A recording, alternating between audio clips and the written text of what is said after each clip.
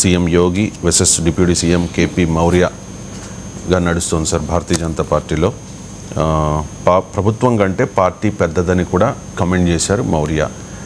యోగి ఆదిత్యనాథ్ను ఉద్దేశించే వ్యాఖ్యలు చేశారు అనేది ఒక టాక్ సార్. ఏమిటి వివాదం?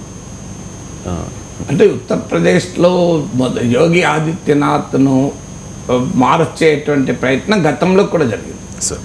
ఎందుకంటే దీనికి ఒకటి నరేంద్ర మోడీ వచ్చాక మీరు గమనిస్తే మోడీకి పోటీగా ఉండే ఏ నాయకుడు బీజేపీలో ఒక స్థాయిలో ఉండడు.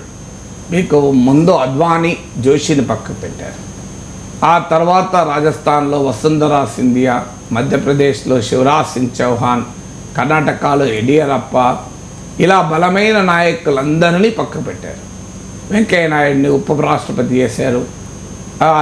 రాజ్నాథ్ సింగ్, సుష్మా స్వరాజ్ క్యాబినెట్లోకి తీసుకున్న వాళ్ళ ప్రొఫైల్ కంపారిటివ్లీ గణనీయంగా తగ్గింది. నితిన్ గడ్కరీని పార్లమెంటరీ బోర్డు నుంచి తప్పించారు. రామ్ మాధవ్ను అసలు పార్టీ నుంచే పోయి మళ్ళీ ఆర్ఎస్ఎస్కి వెళ్ళిపోయాడు. సో మోడీ అమిత్ షాల ఆధిపత్యానికి రిమోట్ సవాల్గా ఉన్న ఎవరిని కూడా ఆ పొజిషన్లో ఎక్కువ ఉండనియకుండా ఎత్తుగడలు వేస్తున్నారు మోడీ నాయకత్వం. ఇది మనకు బీజేపీలో ఇప్పుడు ఇన్ని ఉదాహరణలు చెప్పారు.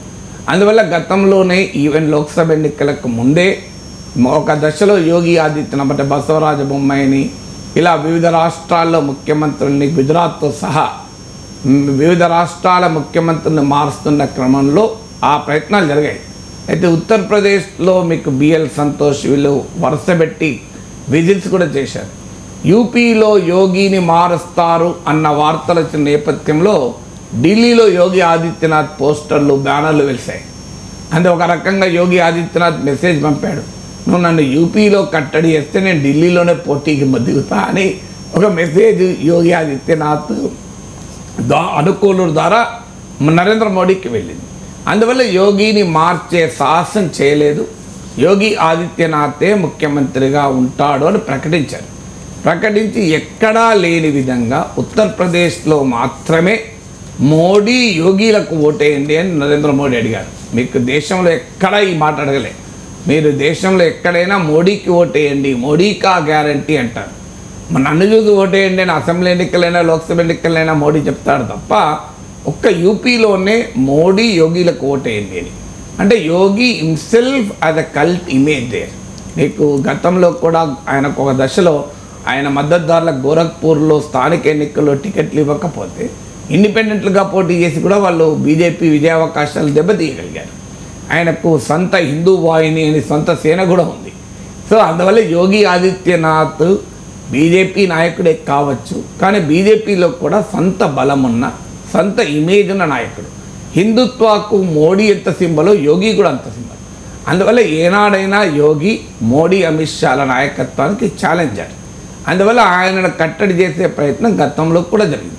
మీకు గుర్తునే ఉంటుంది, లోక్సభ ఎన్నికల సమయంలో కూడా ఈ చర్చ జరిగింది. అరవింద్ కేజ్రీవాల్ జైలు నుంచి వచ్చినాక ఇచ్చిన మొదటి స్టేట్మెంట్ ఏంటంటే ఈసారి మోడీ గనక మళ్ళీ గెలిస్తే కేజ్రీవాల్ ముఖ్యమంత్రిగా ఉండడు అని.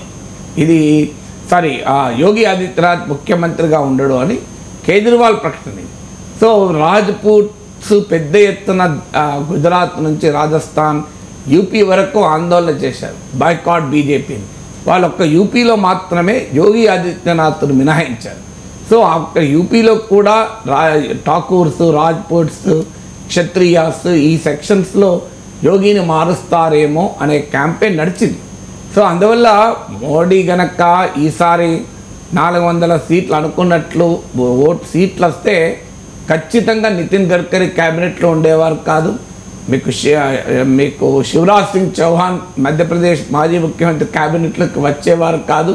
చాలా మార్పులు వచ్చేవి. నితిన్ గడ్కరీని ఓడించడానికి బీజేపీ అగ్రనాయకత్వమే పనిచేస్తుందని కూడా మీడియాలో వార్తలు వచ్చాయి. సో యోగి ఆదిత్యనాథ్ను మార్చేవారు. కానీ ఎప్పుడైతే మోడీ నాయకత్వంలో బీజేపీకి 303 నుంచి 263కి పడిపోయాయో ఇప్పుడు ఆ సాహసం చేయలేకపోయారు. అందుకే శివరాజ్ సింగ్ చౌహాన్ కేంద్ర క్యాబినెట్లో తీసుకున్నారు, నితిన్ గడ్కరీని మళ్ళీ తీసుకున్నారు. సో అందువల్ల కొంత మోడీ దిగిరావాల్సి వచ్చింది. సో కానీ మోడీ కనుక 370 బీజేపీకి లాస్ట్ టైం వచ్చిన దానికన్నా ఎక్కువ వచ్చి ఎన్డీఏకు 400 సీట్లు వస్తే రాజకీయమే మారిపోయింది. సో బీజేపీలో ఇక మోడీని రిమోట్గా ప్రశ్నించేవారు కూడా లేరు. ఇవాళ గుజరాత్లో మీరు చూడండి, ఎవరు ముఖ్యమంత్రో తెలియదు. మనం అడిగారనుకోండి గుజరాత్ ముఖ్యమంత్రి ఎవరంటే మనకు పేరు కూడా తెలియదు. ఆ స్థాయిలో అంటే ఆఖరికి ముఖ్యమంత్రి అనేది ఇన్సిగ్నిఫికెంట్ చేశారు. ఎక్కడైతే పొలిటికల్ రెసిస్టెన్స్ దీనికి వచ్చిందో అక్కడల్లా కొంత అకామిడేట్ చేయాల్సి వచ్చింది. ఇప్పుడు ఉదాహరణకు నితిన్ గడ్కరీని మార్జినలైజ్ చేయాలనుకుంటే విత్ ఇన్ ద బీజేపీలో ఉన్న ఆర్ఎస్ఎస్ లాబీ అంగీకరించే అవకాశమే లేదు, ఆర్ఎస్ఎస్ విధేయత ఉన్నవారు.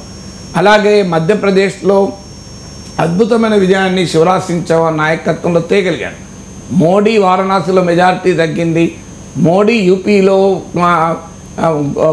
తెచ్చుకోలేకపోయారు. గుజరాత్లోనైనా ఒక సీటు బీజేపీకి పోయింది, కానీ మధ్యప్రదేశ్లో 29 బీజేపీకి వచ్చాయి.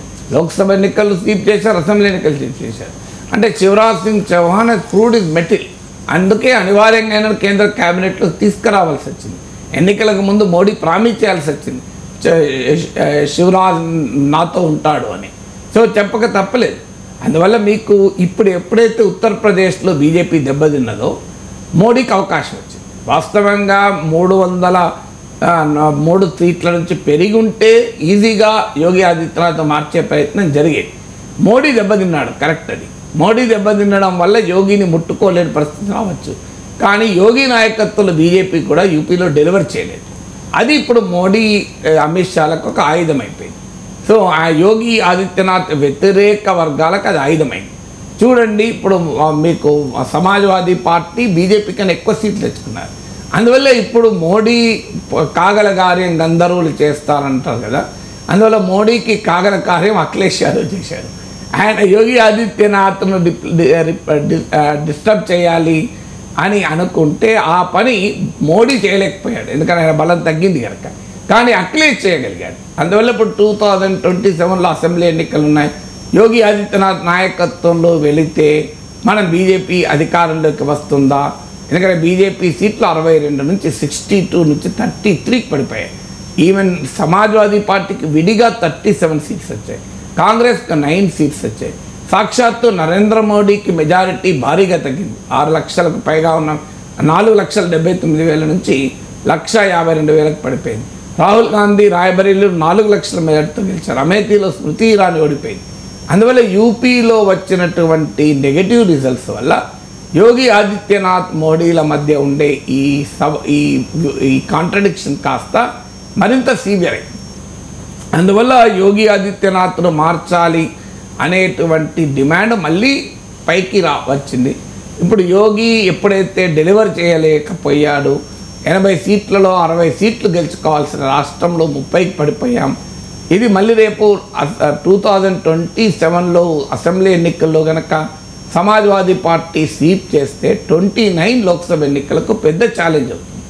అందువల్ల చాలా ఈజీగా యోగి ఆదిత్యనాథ్ను టార్గెట్ చేయడానికి అవకాశం ఉంటుంది.